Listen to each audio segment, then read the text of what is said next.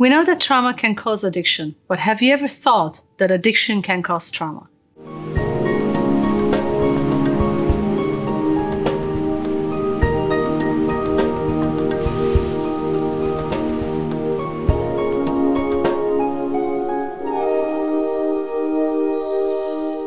Hi, I'm Dr. Karol Darsa, author, psychologist, and founder of Reconnect Trauma Treatment Center in Los Angeles.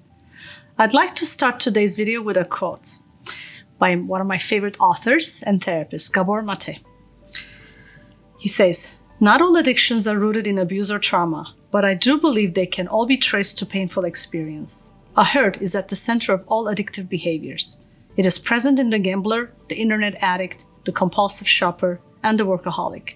The wound may not be as deep and the ache not as excruciating, and it may not even be entirely hidden, but it's there." And that's why I wanted to start my point by saying we know that the cause of addiction is an unresolved trauma or unresolved pain, but we haven't really looked at how addiction, the behavior itself, can actually cause trauma in individuals, well, in families as well. So let's go through a list of what possible things can actually cause the trauma when a person displays addiction. Right? And I'm especially talking about substance abuse addiction, but a lot of it can also be really applied for gambling and sex and food addiction in terms of trauma. Well, I see addiction as a form of self-abuse. And if you have read my book, The Trauma Map, you'll see that I often talk about how people who are abused tend to abuse themselves. And because that's how they were raised, that is how they were able to really deal with their feelings. So an addict can also abuse someone else, right? That's unfortunately one of the, I want to say, the side effects of the trauma-causing situation where a person under the influence, again, especially of a substance abuse, can be violent, incoherent, aggressive, and can inflict abuse on others. This we see especially a lot in families. So if you grew up with addict parents, you might be able to really relate to what I'm saying. And this is a very important point for us to point out. Unfortunately, addiction can also cause deaths. I work with a lot of clients who are in recovery, and probably almost all of them have experienced some form of loss of a friend or loved one to addiction. So they often, in fact, are witnessing people dying, or they have heard of recent loved ones, losing them to death. So that's another trauma for people. A lot of users also witness overdose and saving each other's, or they end up in the hospital trying to really, help to save their friends who were using at the same time. And then the guilt and the trauma that comes afterwards is actually a tremendously painful experience for them. Addiction can cause car accidents, right? So unfortunately, this is a very well-known fact that people using drugs or alcohol and then driving under the influence has caused many car accidents that cause deaths, or unfortunately situations where people stayed as handicapped people. A few years ago, I worked with a client who, under the influence, had a car accident and lost both of her legs. And as you can imagine, this was really a very painful wake-up call for her. And she did stay sober after that. I guess that was the benefit for her. However, her life changed forever after that accident. So let's talk a little bit about parents being addicts and the damage that they cause to their children. So we talked about the abuse, right? The abuse can be in the form of physical abuse, sexual abuse, and verbal abuse. But then often it also could be neglect.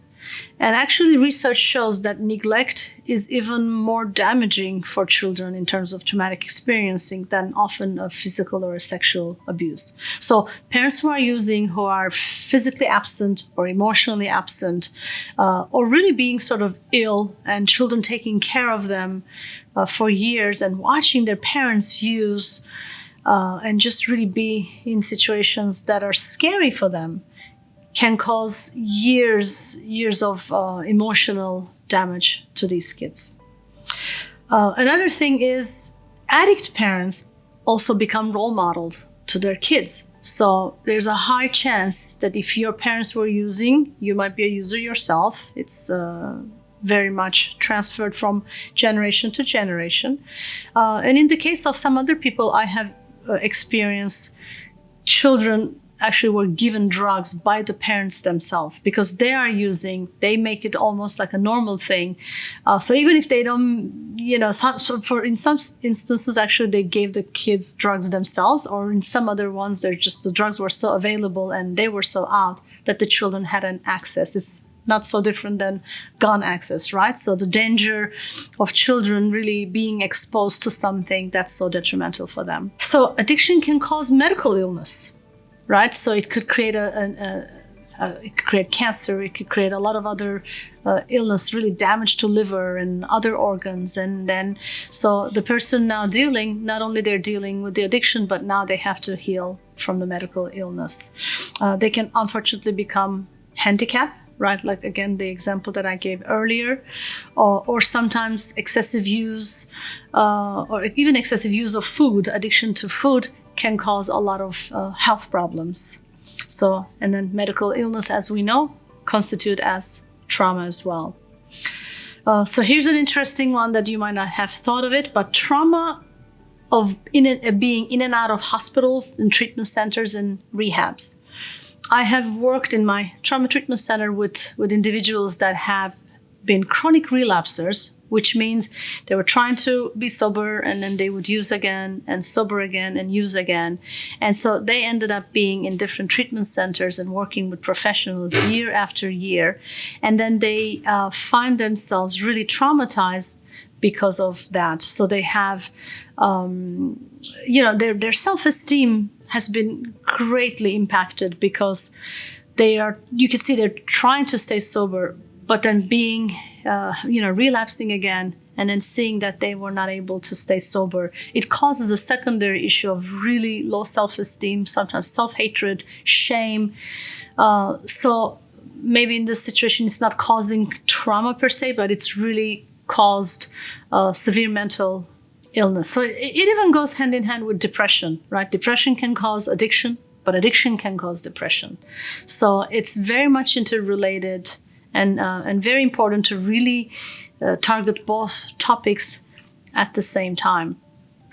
So I want to mention at Reconnect, even though we are trauma treatment specialists, we do help people who have addiction as part of their struggles. We don't help them to get sober, but if they're willing to be sober or they just got sober and they're trying to stay sober, which means they have to now work on their emotional well-being, we can help them. So in the old times, people saw the addiction field as more like, okay, here are the tools, this is what you do, you stay sober, here's the steps, you go to meetings, and that's it. But now the field of addiction and mental health really merged much more, and professionals and even the general public have a more understanding that you can't only treat the substance abuse independent from your trauma or your mental health, but that you have to really treat them together coherently. It's definitely worth mentioning that addiction can actually destroy families. I have seen over and over again thousands of examples of substance abuse and also gambling addiction really breaking families apart. So it's very unfortunate to see. But if one of the spouses is using and then, and the other spouse is living with the user spouse for years, they try to get them stay sober, make them really present, but they fail year after year. The person has to be very motivated themselves to stay sober. So we have seen, families break apart that way. And actually sometimes that is how the user decides to stay, sober or get treatment, really, because addiction is such a disease. It's not because that person is weak or they don't want to, but they might not have the right tools and the support system. So going into treatment can help actually to bring the families back together. right? So we can also see that, for instance, the gambling addiction, as I was mentioning, I've met families who literally in one day, the person who was gambling losing everything that they have, and then the next day the families were homeless. So it can destroy families. This disease is a very serious disease, and it's important to understand that the trauma that it caused not only to the addict, him or herself, but really to the people around them, like the immediate family. So when we do treatment, we don't only actually work with the person who has the addiction, but with really the whole family as a system. And my last point is the importance of actually having compassion for the person who has addiction. Compassion is always my most important message to you guys, especially with addiction. So the person has to have compassion for themselves. You have to have compassion for the person dealing with this disease, but look for professional help. If it's really gotten out of hands and it's affecting your life or your loved ones' lives, you might not be able to do something on your own. Go to meetings, go seek professional helps, go to rehabs, call your doctor, reach out, and you'll definitely find a way to overcome. A lot of people have, and so can you. I want to thank you for watching, and I want to remind you again about our resources at Reconnect Treatment Center. We have our affordable program. We're in network with some insurances, and so call us and we can help you deal with your addiction and your trauma. And remember, trauma equals disconnect, healing equals reconnect. Stay connected.